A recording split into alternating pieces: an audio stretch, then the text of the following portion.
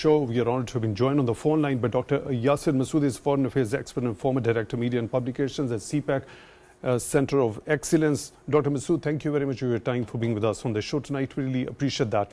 But looking at this particular statement made by Prime Minister Shahbaz during his address at the Pakistan Friendship and Business Forum, that Pakistan has to be made a great country to regain that position in the Committee of Nations by following the China's development model.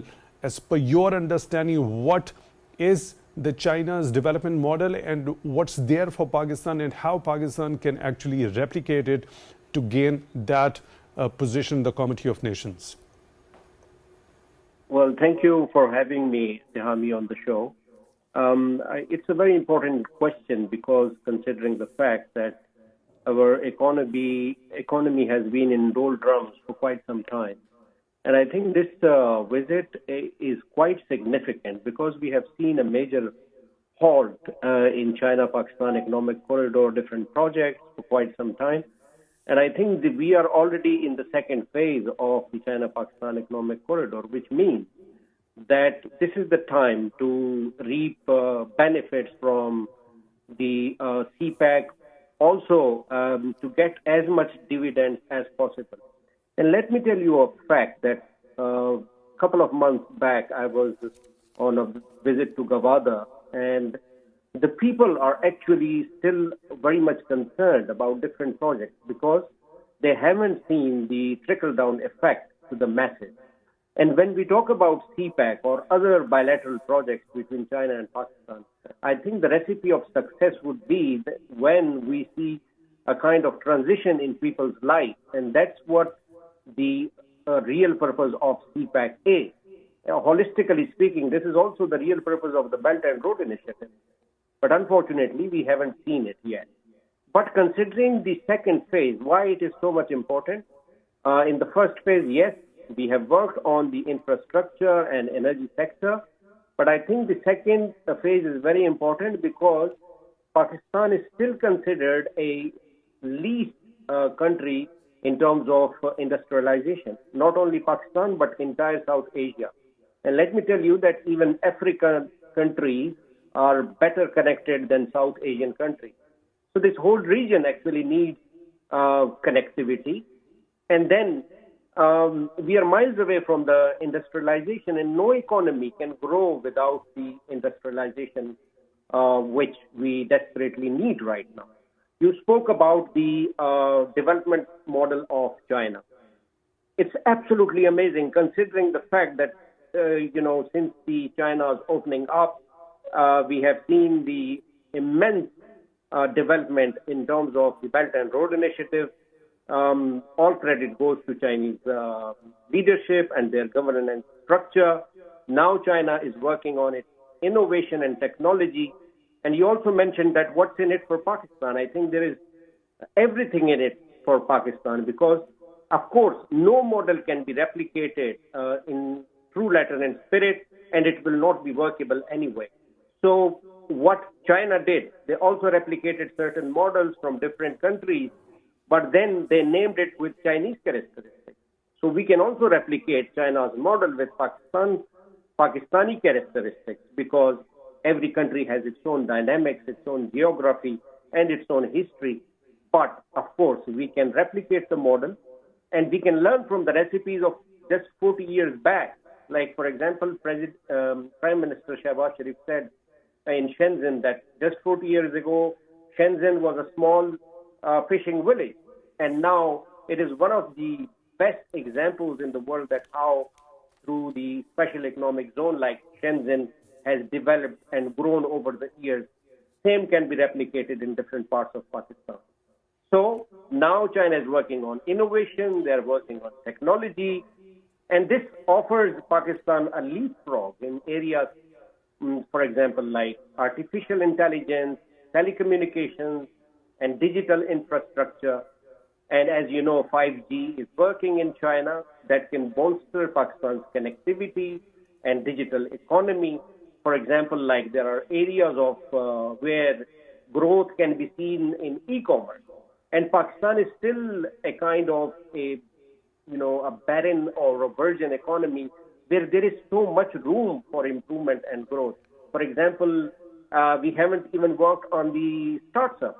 So there are new 100 startups could be initiated in Pakistan.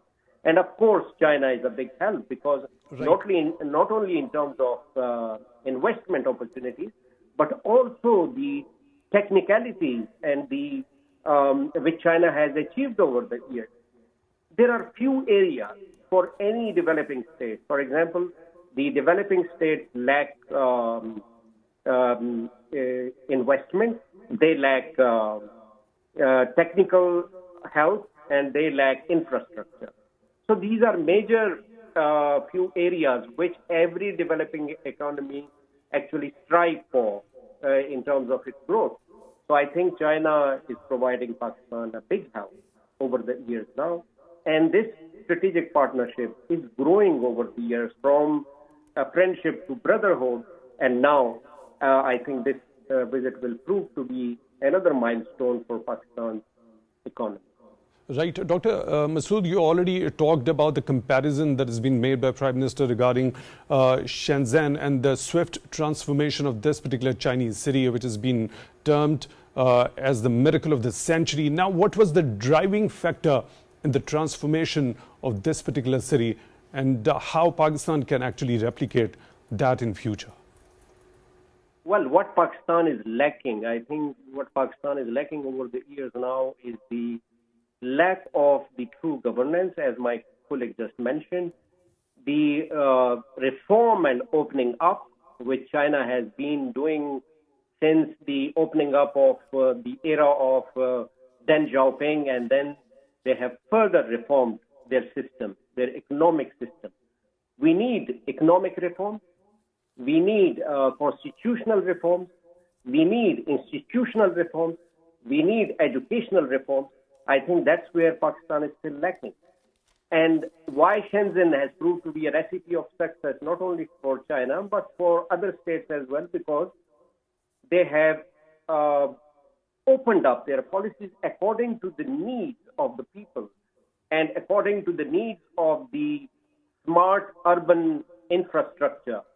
So I think that's what is needed for Pakistan is to make reforms into Pakistan's system, into its economic system in particular, because that will bring a sea change. For example, Gwadar is easily comparable to Shenzhen because Shenzhen was just like Gwadar 40 years ago. Shenzhen was of the same situation.